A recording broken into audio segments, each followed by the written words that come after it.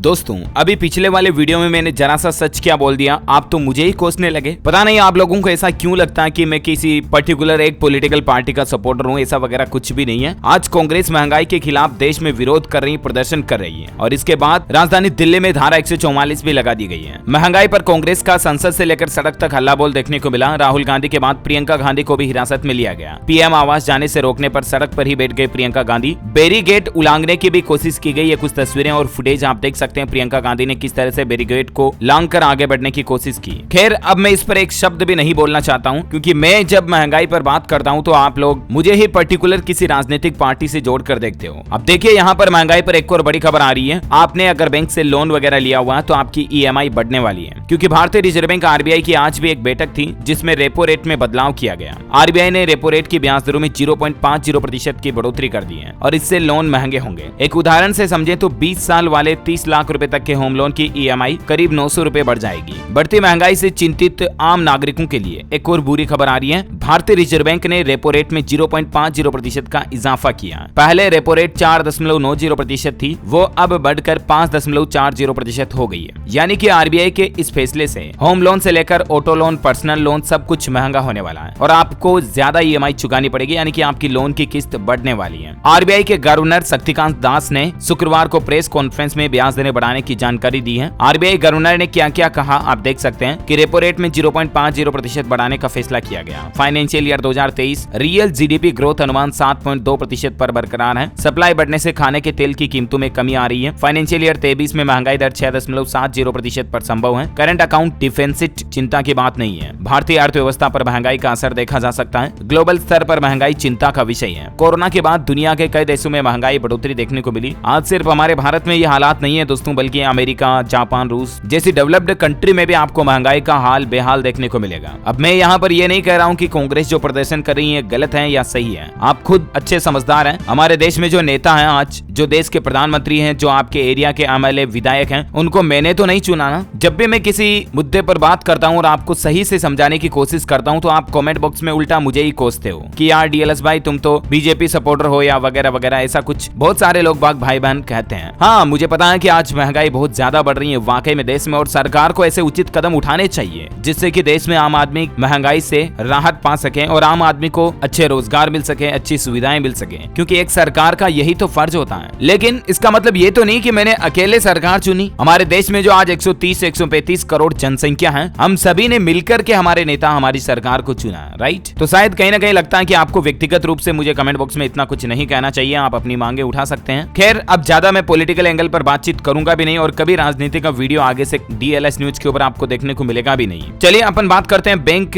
Loan की। जब बात हो रही है आरबीआई की इस रेपो रेट बढ़ाने के बाद बैंक के कौन कौन से लोन कितने महंगे हो जाएंगे, तो इस पर देखिए आप कि 20 लाख रुपए तक के लोन पर अब कितना ब्याज और किस्त आपको देनी होगी। 30 लाख तक के लोन पर और 50 लाख तक के लोन पर कितनी बढ़ोतरी हो जाएगी ईएमआई में, इनकी डिटेल्स आप देख सकते हैं। ब्याज दर अगर पहले 7.55% थी और अब 0.05% बढ़कर 8.05 हो जाती है, तो इस कंडीशन में जो कुल रकम आपको चुकानी होगी वो कितनी होगी? लगभग 20 लाख रुपए के लोन पर आपको 1.25 लाख ज्यादा चुकाने होंगे। 30 लाख रुपए तक के लोन पर आपको लगभग 2.25 लाख रुपए ज्यादा चुकाने होंगे और 50 लाख रुपए तक का लोन अगर आपने ले रखा है तो आपको लगभग 3 लाख रुपए ज्यादा चुकाने होंगे। Reserve bank of India RBI की तरफ से आज बैठक में ये फैसला लिया गया। ओके, उम्मीद है दोस्तों ये ब्रेकिंग न्यूज अपडेट आपको जानने मिला होगा। वैसे आप कौन से राज्य में रहते हैं मुझे नीचे कमेंट करके बताइएगा और आपके महंगाई पर क्या विचार हैं वो भी कमेंट में डिस्कस कीजिएगा। इस वीडियो को लाइक और शेयर करना, हमारे चैनल डीएलएस न्यूज को सब्सक्राइब करके बेल आइकन जरूर दबा देना। Thank you, take care, goodbye, जय हिंद, जय भारत।